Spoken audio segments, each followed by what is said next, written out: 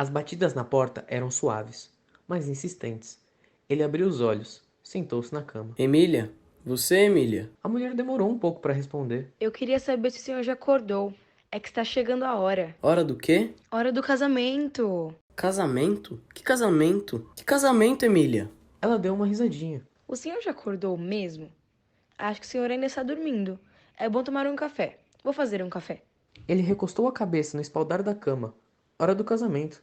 Mas que casamento? Hoje é quinta-feira, não? Quinta-feira, 12 de novembro. Então, quem é que se casa hoje?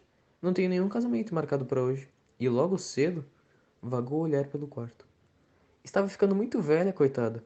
Aquilo era arteriosclerose. Imagine vir batendo na porta daquele jeito. Hora do casamento. Bocejou. Os objetos do quarto flutuavam informes em meio da escuridão. Pensou em naufrágio no fundo do mar, tão poético. Apertou os olhos e fixou-se no espelho oval que emergia das sombras como um peixe luminoso.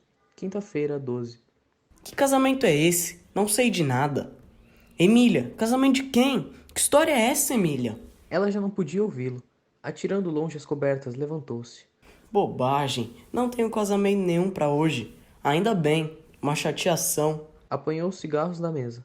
Antes, tocou com as pontas dos dedos tateantes do cinzeiro em formato de lua crescente, presente de Naná. A Naná do tempo ainda das cerâmicas. Até abotoaduras lhe fizera. Uma abotoaduras enorme. Nenhum ponto da camisa aceitaria abotoaduras daquele tamanho. Agora estava tudo voltado para a escultura, o que era inquietante. Qualquer dia desse vai mandar um busto de Voltaire. E um Voltaire não se pode pôr na mesinha de cabeceira. Pensou enquanto deixava cair no cinzeiro o palito de fósforo. Aposto que o dia está azul. Murmurou ao abrir a janela. Um raio de sol varou o quarto. Azul, azul. Repetiu sem nenhum entusiasmo. Poderia ir ao clube e depois almoçar com Naná, se não fosse quinta-feira, dia em que ele devia fazer milhões de coisas, e os meninos estavam de férias. Mande seus pequenos para o zoológico e pronto. Decidiu ele dirigindo-se ao espelho. Passaria rapidamente pelo escritório e em seguida se manteriam no cinema. Ai, hoje não quero fazer nada de importante. Nada. Alisou os cabelos, arregaçou os lábios para examinar os dentes. Os incisivos teriam que ser mais agudos. Lembrou-se e riu.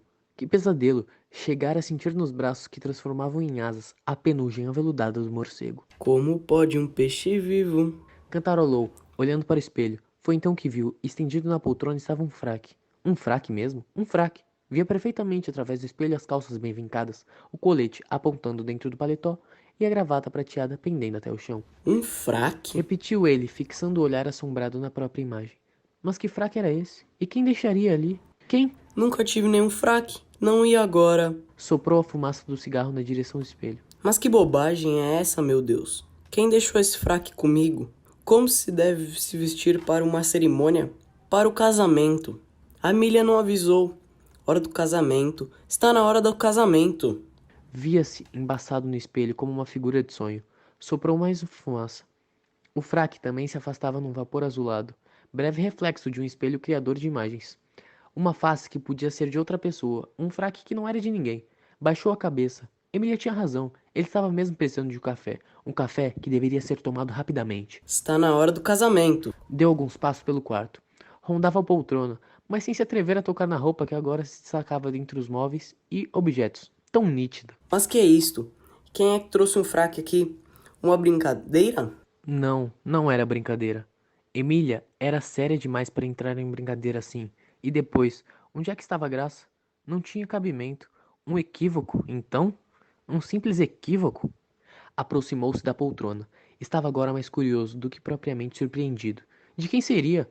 Passou a mão no paletó, cheirou-o, bem como tinha imaginado, um fraque novo, intacto. Examinou o forro. Nele apenas o nome do alfaiate, Cordes. Os bolsos vazios, claro. Cordes. Murmurou inexpressivamente. Nunca ouvira falar nesse alfaiate. Apanhou a gravata. Examinou a etiqueta. Uma etiqueta elegante, mas que também não lhe dizia nada. Pure Silk Made in Austria. Nunca estive na Áustria. E nunca vi esta gravata. Arqueou as sobrancelhas. Deixou cair a gravata. Um equívoco, é lógico. Um amigo ia casar e a roupa viera para ele. Emília recebeu o pacote e pensou o quê? Mas que amigo seria esse? Posso entrar? Ele teve um estremecimento. A voz de Emília parecia vir de dentro do espelho. Emília, e o fraque? Que é que tem o fraque? Não está aí? Está, mas as calças amarrotou um pouco. Posso alisar se o senhor quiser, mas já são quase 9 horas. O casamento não é às 10. O café está aqui. O senhor não quer uma xícara? Agora não. Depois. Depois. Repetiu, baixando o olhar para a poltrona. Empalideceu. Vi agora ao lado do armário uma maleta que usava para viagens curtas. Curiosamente, preparado como se daí a alguns instantes devesse embarcar. Ajoelhou-se diante da pilha de roupas. Mas para onde? Não sei de nada. Não sei de nada. Examinou os pijamas envoltos em celofane. Tocou de leve no chão de banho, nos shorts, nos sapatos de lona. Tudo novo, tudo pronto para uma curta temporada na praia. A lua de mel ia ser na praia, e quem ia se casar era ele.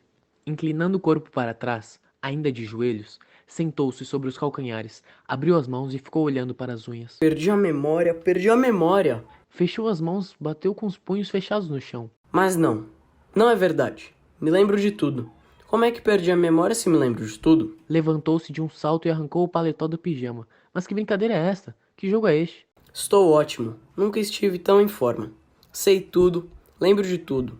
Meu nome é Miguel, advogado, 40 anos. Trabalho na Goldsmith. E Pedro é meu chefe. São chatos, mas ganho bem. Minha mãe morreu há 3 anos. E Naná é minha amante. Ela fazia cerâmica, mas agora faz estátuas.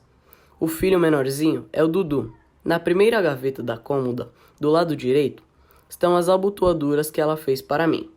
São verdes e enormes. Dentro de uma caixa está o cebolão, que meu pai me deixou, e também o medalhão com o retrato da minha mãe. Ela está de mantilha. Foi num baile de carnaval fantasiada de espanhola. Costumava me chamar de Mimi. Lembro da minha infância. Tudo, tudo. Avenida Paulista, num casarão do avô. Num casarão cor-de-rosa, com um pé de jasmim no quintal. Posso ainda sentir o perfume. Correu até a cômoda, abriu a gaveta. Não falei? Murmurou ele, apertando o medalhão entre os dedos. Sorri cheio de gratidão para o retrato da mulher loura que lhe sorria sob a mantilha de renda. Olha aí, não falei? Beijou o medalhão e apanhou as abotoaduras verdes. Já desinteressado, levou o ouvido cebolão de ouro. Fez girar a rosca de corda. Levou-o de novo ao ouvido. Fechou a gaveta. E então? Esboçou um gesto na direção da poltrona.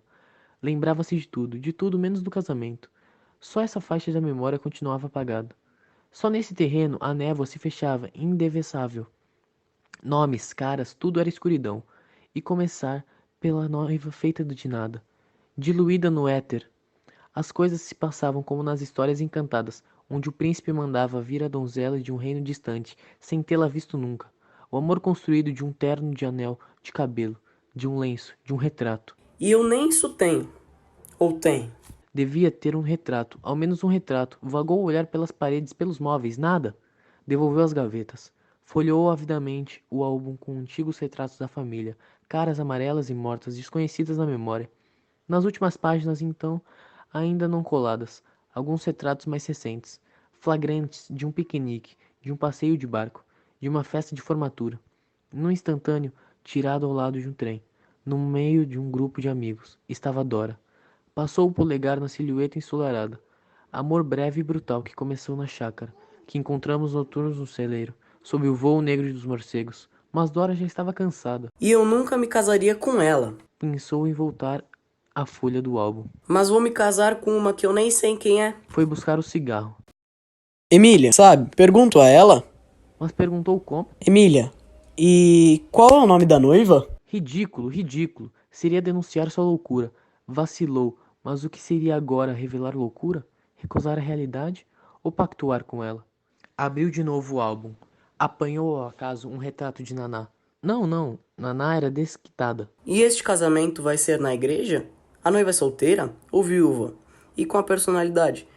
Eu jamais vestiria este fraque se não fosse obrigado. Palhaçada de casamento com fraque. Ela deveria ter exigido todo o ritual. Não abriu mão de nada. Igreja, viagem de núpcias. E eu?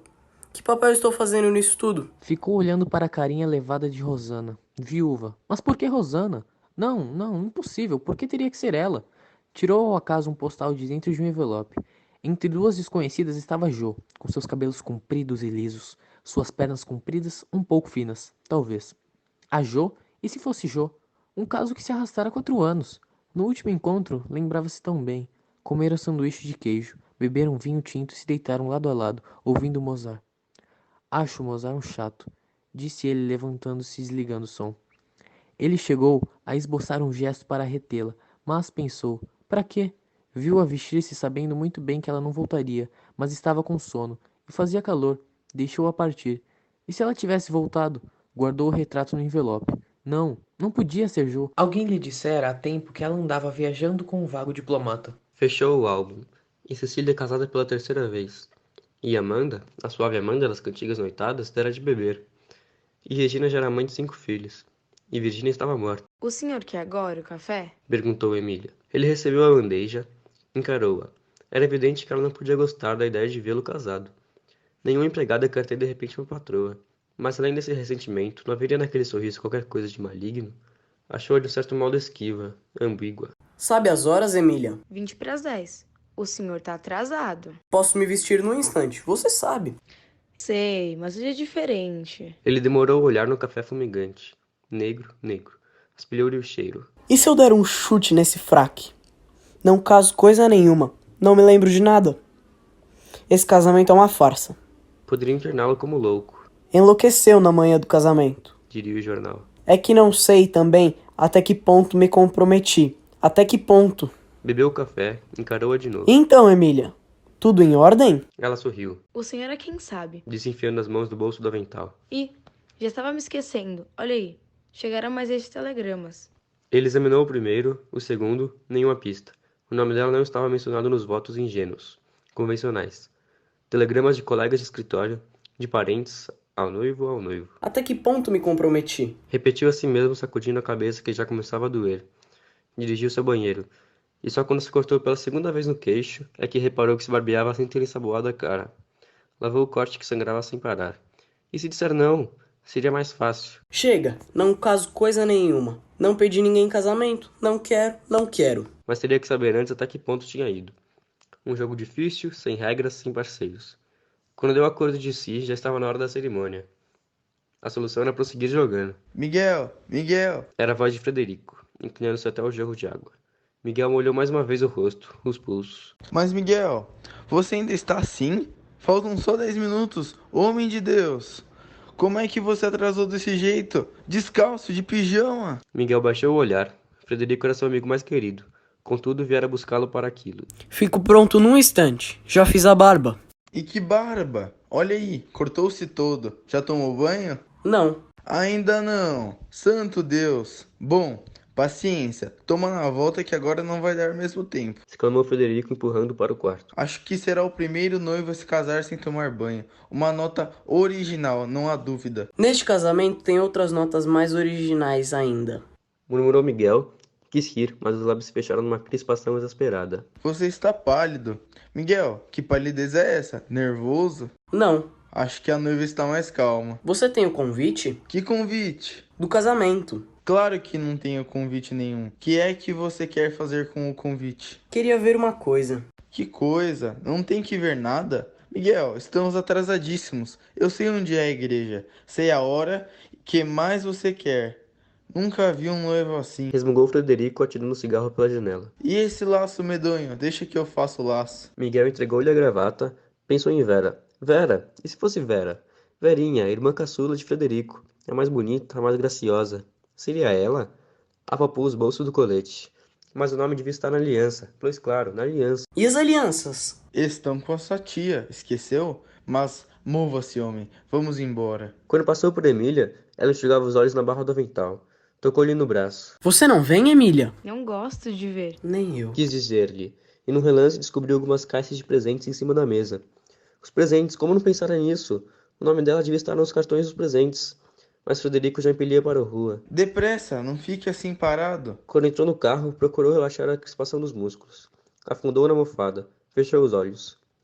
O fraque era largo demais. O colarinho apertava e a cabeça já doía sem disfarce. Mas agora estava tranquilo. Inexplicavelmente tranquilo. Deixava-se conduzir. Para onde? Não importava. Frederico sabia. e era Frederico quem estava na direção. A igreja é longe? Estamos diante dela. Disse Frederico, arrefecendo a marcha do carro. Limpe esse corte que está sangrando. Fique com meu lenço. Pensou Miguel num sobressalto. E quanta gente, meu Deus, quanta gente! Ela devia ser muito relacionada para atrair tanta gente assim. Fechou o vidro da janela. Queria ser aquele menininho ali adiante que vendia agulhas. Queria ser aquele gatinho preto que se sentara no último degrau da escadaria e lambia a pata, os olhos apertados por causa do sol. Queria ser a sombra do gatinho, só a sombra. Guardou no bolso o lenço com a nódoa de sangue. O noivo! Exclamaram os curiosos espiando para dentro do carro. Num andar de autômato, Miguel foi caminhando em meio dos convidados que se agitaram, farfalhantes. O suor descia-lhe pelas têmporas. Sentiu os lábios secos, a boca seca. Enxugou a testa, sentindo no braço, delicada mas energética, a pressão dos dedos de Frederico, impelindo-o para o altar. O perfume das flores era morno como nos velórios, e a nódoa do lenço. Sentia-se enfraquecido como se todo o seu sangue, e não apenas algumas gotas, tivesse se esvaído naquele corte. Apalpou-o. Esse cheiro, Frederico. E essas velas? Que cheiro! Toda a igreja, então não sabe. Ainda sangra. Esse talho pega o lenço. Não respondeu. Viu tia Sônia num dramático chapéu preto e vermelho. Viu as gêmeas cochichando e rindo. Viu mais além e o coração pesou-lhe Naná ao lado dos dois meninos. Viu-a rapidamente, mas pôde sentir o quanto estava triste. Mas o que é isto? Eu não sabia de nada, Miguel. Por que é que você não me contou? Viu Pedro conversando com alguns colegas de escritório, todos com aquele sorriso malicioso, detestável. Viu Amanda, estaria bêbada, meio vacilante sobre o chapelão de palha. E viu Vera, num desfalecimento, Miguel que se apoiara em alguma coisa ao seu alcance. Mas não havia nada ao alcance para se apoiar. A cabeça latejou com mais violência. Vera. Vera entre os convidados, a Verinha, toda vestida de preto. Não podia haver vestido mais preto. Não é você, Vera? Ela acabou de chegar. Avisou tia Sônia, aproximando-se afobada. Ela tá tão linda. Escancarou-se a porta. No alto da escadaria, a noiva foi surgindo lentamente, como se tivesse estado submersa abaixo do nível do tapete vermelho. E agora viesse à tona sem nenhuma pressa. Primeiro a cabeça, depois os ombros, os braços. Tinha o rosto coberto por um denso véu que flutuava na correnteza do vento como a vela desfraldada de um barco. Laura? Ela foi se aproximando, obediente ao compasso grave da marcha. Miguel apertou os olhos míopes. Como era espesso o véu! Quem estaria por detrás? Quem? Só vestido, só rendas e flores. Umas flores tão úmidas, tão brilhantes, o vento soprando a nebulosa que deslizava pelo tapete, indevassável e diáfana. Leve, subia os degraus do altar. Miguel adiantou-se. Deu-lhe o braço, adivinhando-a sorrir lá no fundo dos véus. Não seria Margarida? Por um momento ele fixou o olhar na mão enluvada que se apoiou no braço. Era leve, como se a luva estivesse vazia. Nada lá dentro, ninguém sob os véus, só névoa, névoa. A sedução do mistério envolveu-o como num sortilégio. Agora estava excitado demais para recuar. Entregou-se, no peito, o agudo grito da cantiga de roda da infância, com a menina ajoelhada, tapando o rosto com um lenço. Senhora Dona Sancha, coberta de ouro e prata. Ele avançou para a roda, entrou no meio onde a menina se escondia e descobriu-a. Queremos ver sua cara. O silêncio. Era como se estivesse ali, à espera não há alguns minutos, mas há alguns anos. Muitos anos. A duração de uma vida. Quando ela apanhou as pontas do véu que lhe descia até os ombros, ele teve o sentimento de que estava chegando ao fim. A cantiga voltou mais próxima. Senhora Dona Sancha. Quem? Quem? O véu foi subindo devagar, tão devagar, difícil gesto. E tão fácil. atirou-o para trás num movimento suave mas firme. Miguel encarou-a. Que estranho, me lembrei de tantas, mas justamente nela eu não tinha pensado. Inclinou-se para beijá-la.